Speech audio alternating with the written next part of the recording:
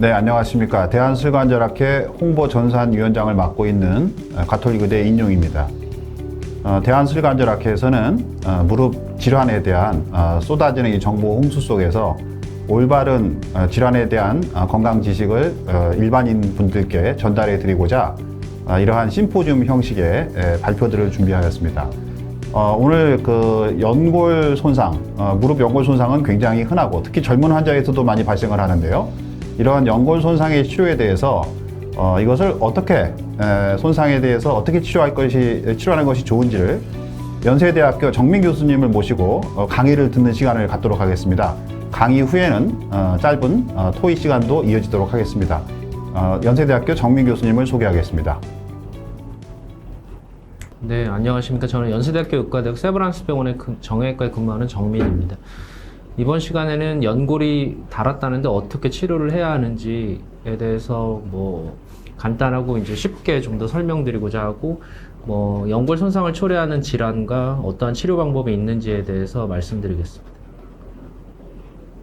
우선 연골의 특징을 간단히 살펴보면 관절 연골은 관절면을 덮는 콜라겐 섬유 등으로 이루어진 특수 결합 조직인데 보통 기능적으로는 마찰을 극소화하고 관절 운동력을 극대화하는데 그 기능을 발휘하고 있습니다. 그래서 보통 관절염과 같이 연골 손상이 발생하게 되면 이렇게 정상적인 섬유 조직, 결합 조직에서 이렇게 결손 부분이 발생함으로써 증상이 나타나게 됩니다.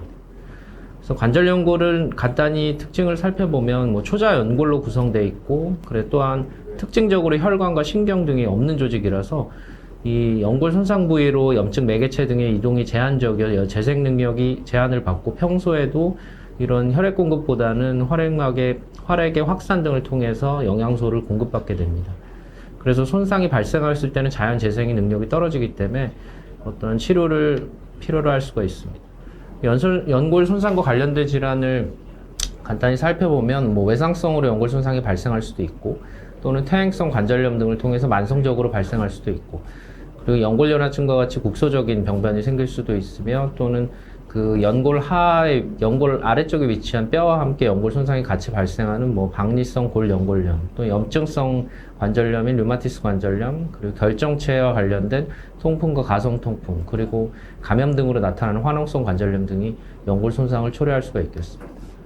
그래서 연골 손상에 대해서 앞서 말씀드린 그 질환들에 대해서 간단히 살펴보면 외상성으로는 이렇게 스포츠 인구의 증가와 함께 요즘에 만성적인 것도 많이 있지만 외상성으로도 발전하게 되는데 보통 슬개골 탈구 같이 이렇게 부딪히는 외상을 받아서 이렇게 연골 결손이 발생할 수가 있겠습니다. 그리고 외상성 이외에 이제 퇴행성 관절염이 발생할 수도 있는데 이처럼 관절을 보호하는 연골의 퇴행성 변화 및 마모로 인해서 관절의 통증과 같은 부종, 붓기나 변형 등이 발생할 수 있는데 퇴행성 관절염 경우에는 이런 미만적인 연골 손상이 발생할 수 있어서 그림처럼 연골 문제뿐만 아니라 반월상 연골판과 관절막의 비후 이런 것들이 함께 종합적으로 나타나서 노화에 의해 발생할 수 있습니다. 그 다음에 연골연화증에 대해서 말씀드리면 이제 퇴행성 관절염이 미만적으로 나타난다 그러면 국소적으로 연골 손상이 발생할 수 있는데 연골 조직이 국소적으로 약해지거나 손상되고 과도한 운동이나 반복적인 미세 외상 등을 통해서 발생할 수가 있습니다. 그래서 퇴행성 관절염과는 달리 이렇게 국소적으로 연골 손상 등이 다발성으로도 발생할 수도 있고 흔하게 나타날 수 있습니다. 그리고 박리성 골연골염은 앞서 말씀드린 것처럼 유소년들에서 많이 나타나는 경향을 보이는데 이 연골 부위 바닥과 연골 하골, 즉 연골 바닥에 위치한 뼈와 함께 분리돼서 유소년들에게 슬관절 내에 이제 유리체 같이 떠다니는 그런 관절 손상을 발생하게 됩니다. 그리고 류마티스 관절염은 퇴행성 관절염과 달리 면역 반응에 의해서 나타나는데 이런 다양한 염증, 매개세포 등을 통해서 혈액막에 침착돼서 이렇게 주로 퇴행성 관절염이 내측부의 관절염을 일으키는 것과 달리 이렇게 류마티스 관절염 같은 경우에는 내측부, 외측부를 포함해서 여러 구획의 관절염을 일으킬 수 있습니다. 그 다음으로 결정체 유래 관절염은 통풍성 관절염이 있겠는데요. 통풍 같은 경우에는 전신성 질환이어서 수술적인 치료가 우선시되진 않지만 이렇게 관절각 내에 요산 결정이 많이 차지하는 경우나 그런 경우에는 물리적으로 불편함을 초래하게 되면 이런 수술적인 치료를 하기도 하고 진단은 관절하게 있는 통풍 결정을 확인함으로써 진단을 내릴 수 있습니다. 그리고 가성 통풍은 통풍과 유사하지만 이런 칼슘 피로인산염과 같은 침착이 돼서 엑스레이 같은 경우에 이런 석회화 병변을 확인함으로써 진단을 내릴 수가 있습니다. 그리고 마지막으로 화농성 관절염은 이렇게 감염을 유발시켜서 문제가 되는 경우인데요. 이런 경우에는 어떠한 원인에 의해서 균 감염 등이 발생하고 그로 인해서 보다 단기간에 연골 파괴가 발생할 수 있기 때문에 이런 경우에는 즉각적인 수술적인 치료 또는 항생제 치료가 필요할 수 있겠습니다. 그래서 이러한 이제 연골 손상이 나타날 수 있는 여러 질환들에 대해서 손상 병변에 대한 치료를 살펴보면 통증이 심하지 않은 경우부터 심한 경우까지 이런 비침수적인 치료부터 수술적인 치료까지 고려할 수 있겠는데요. 보통 치료의 방향성은 초반에는 물리치료나 근력운동 같은 걸 통해서 비약물적인 치료를 해보고 그 이후에도 증상이 지속된다 그러면 소염제로 대표되는 약물을 사용할 수 있고 그 이후에도 증상이 지속되면 보다 침수적인 치료로 관절광내 주사나 마약성 진통제를 사용할 수 있고 그 이후에도 계속된다면 이제 수술적인 치료를 불가피하게 고려할 수 있겠습니다. 이런 보존적인 치료 방법은 생활 습관을 개선하고 그 이후에 이제 근력 강화 운동 같은 걸 통해서 증상을 완화시키고자 노력을 할 수 있겠습니다. 그러나 이런 비약물적인 치료에도 증상이 계속된다 그러면 소염 진통제로 대표되는 약물 치료를 시행할 수 있겠는데요. 이제 가장 흔하게는 비스테로이드성 항소염제 같은 약을 처방하고 또한 이제 환자의 기저질환 등을 고려해서 여러 가지 약을 변경해서 사용할 수 있겠습니다. 그리고 최근에는 이런 소염 진통제를 너무 오래 쓰는 거를 줄이고자 증상 완화 약물 같은 걸 사용할 수가 있고요. 그 구조적인 개선보다는 증상 완화 목적으로 이런 약물 제제를 사용할 수가 있겠습니다. 그 다음으로 관절내 주사요법으로는 스테로이드 주사나 연골 주사 등이 있겠는데요. 스테로이드 주사는 단기간으로 염증반을 효과적으로 감소시키지만 장기간 사용하는 경우에 합병증이 있을 수 있어서 제한적으로 사용을 할 수 있고 히알루론산으로 대표되는 연골 주사는 윤활작용 등에 도움이 되기 때문에 통증 호전에 사용을 할 수는 있겠습니다. 그러나 이제 연골을 다시 재생시키고 그런 효과는 없기 때문에 참고를 해야겠습니다. 그리고 수술적인 치료를 따지면 연골 재생 수술과 미만적으로 진행된 관절염인 경우에는 절골술 또는 인공관절 치환술을 시행할 수 있겠는데요.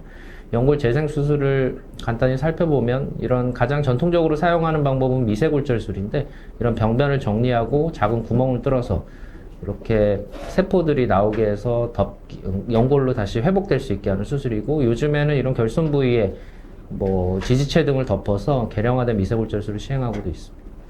그리고 다음으로는 자가골 연골 이식술이라고 해서 이런 연골 손상 부위에 그 체중 부하하는 위치에 연골 손상이 있는 경우에는 체중 부하지 않는 곳에서 이런 골 연골을 통째로 떼와서 다시 덮어주는 치료를 하기도 합니다.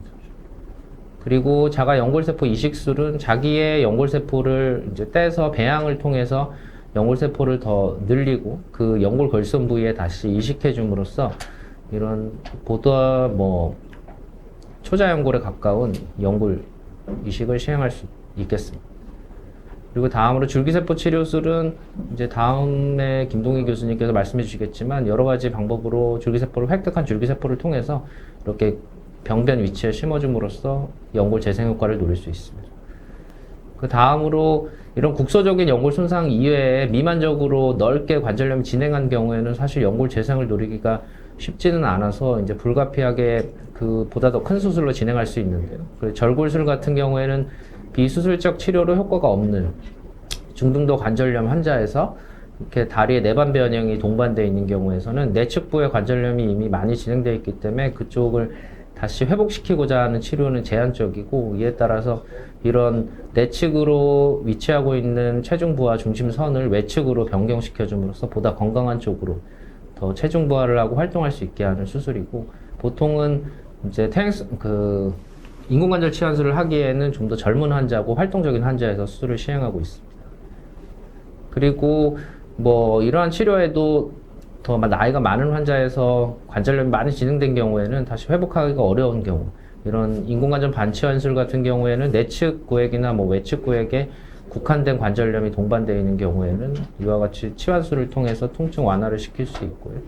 그러나 이런 치료에도 불구하고 계속 관절염이 진행하고 넓은 범위에 미만적으로 관절염이 진행되어 있다면 이러한 인공관절 치환술을 통해서 증상 개선을 누릴 수 있겠습니다.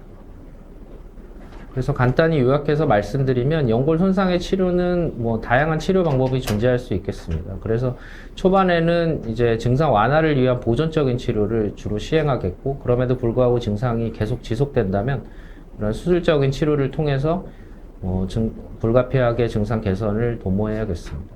그래서 초기 치료에는 뭐 구조적인 개선을 얻고자 하는 것은 아니지만 처음부터 수술적인 치료를 바로 시행하는 건 아니기 때문에 뭐 운동 치료나 근력 강화 운동 등을 통해서 뭐 간접적으로 증상 호전을 도모할 수 있고, 그럼에도 불구하고 증상이 계속된다 그러면 약물 치료나 주사 치료 등을 통해서 증상을 완화시키고자 할 수 있겠습니다. 그러나 이러한 치료가 적절하게 시행했음에도 불구하고 증상이 계속된다 그러면 반응이 없을 경우에는 이제 수술적인 치료를 불가피하게 시행해야 되겠습니다. 그러나 연골 손상이 진행된 병변에서 이렇게 보존적인 치료가 효과가 없는 경우에는 적절한 수술적 적응증을 통해서 적절한 수술 방법을 이제 적용하는 것이 중요한데, 뭐 앞서 말씀드렸던 이런 국소적인 손상 같은 경우에는 뭐 연골을 다시 덮일 수 있게 하는 재생술 등을 시행할 수가 있고, 그에 반해서 이제 넓은 범위의 손상이나 뭐 연골 손상과 더불어서 반월사 연골판 손상을 동반한 이제 진행된 관절염이 있는 경우에는 이런 재생하는 수술은 뭐 제한적인 효과를 볼 수 있기 때문에 이런 절골술이나 치환술 등을 통해서 이런 통증 완화시킬 수 있는 방법을 시행할 수 있겠습니다. 감사합니다.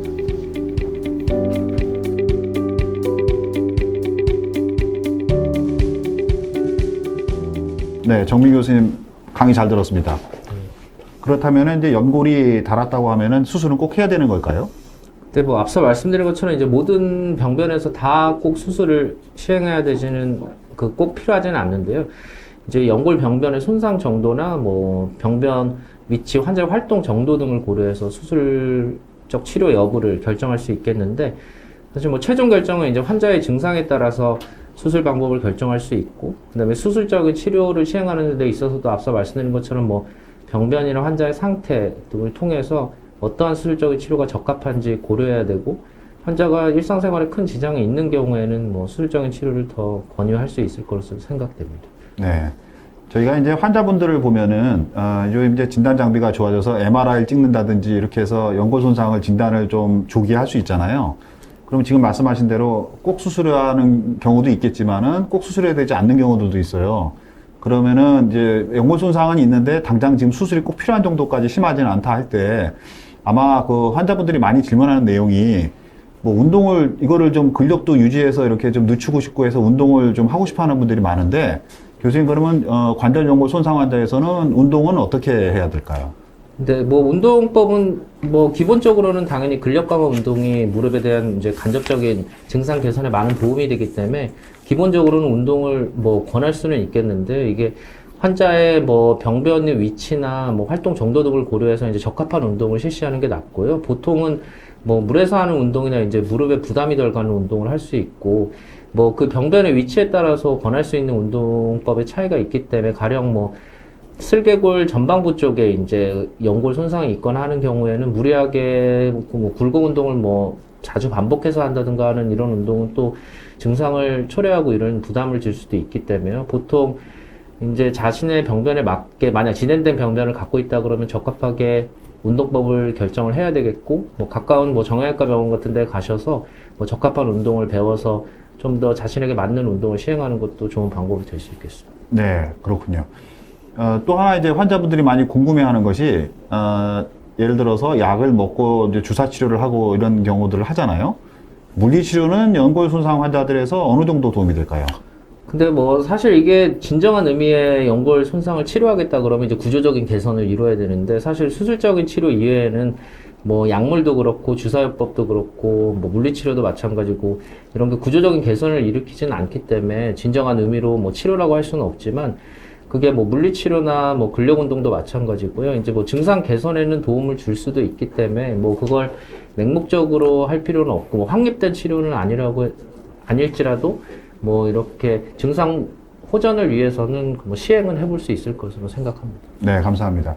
강의 내용을 보니까 이제 저희가 이제 아주 그 고령 환자에서 관절이 완전히 손상됐을 때 시행하는 인공관절이나 이제 그런 경우들 말고, 연골 손상 환자에서 시행할 수 있는 그런 뭐 관절경을 이용한 수술 등을 많이 소개해 주셨는데, 그럼 이제 그런 수술들을 했었을 때 일반적인 회복 기간, 입원 기간이라든지 회복 기간이라든지 아니면은 수술하고 나서 얼마 후에 다시 체중을 실을 수 있다든지 그런 일반적인 경우에, 물론 이제 그거는 미세하게는 뭐 수술에 따라 좀 다를 수 있겠지만 어떻게 됩니까? 경과가? 그래서 보통 그 연골 재생 수술 하는 경우에는 뭐 관절 내시경을 통해서 많이 하고 절개를 하더라도 이제 국소 절개를 통해서 하기 때문에 예전에 이제 뭐 과하게 아주 오래 전이지만 과하게 절개를 하는 것보다는 이제 회복 기간이 훨씬 많이 짧아졌고요. 그에 따라서 뭐 입원 기간은 사실 수술 직후에 뭐 짧게는 하루, 뭐 길어도 뭐 그렇게 오랜 기간 입원을 하지는 않고요. 그렇지만 연골 수술을 하는 경우에는 뭐 반월상 연골판 절제술이나 이런 것과 달리 그 연골을 다시 재생하는 데 있어서 보호를 해줘야 될 기간이 필요하기 때문에 목발이나 보조기 착용이 필요할 수는 있고요. 그래서 뭐 수술법에 따라서는 다르지만 6주에서 뭐 8주, 뭐 많게는 그 이상도 이제 보조기나 목발은 착용할 수 있어서 약간의 재활 기간을 필요로 하고 있습니다. 네. 요즘 특히 젊은 연령층에서도 그렇고 또 고령층에서도 그렇고 이런 운동과 스포츠 활동이 많아지고 하면서 연골 손상 환자가 굉장히 늘고 있는데요. 오늘은 연세대학교 정민 교수님을 모시고 연골 손상의 치료에 대해서 알아봤습니다. 오늘 강의 감사드리고요. 오늘 교수님 강의 이것으로 마치겠습니다. 네, 감사합니다. 감사합니다.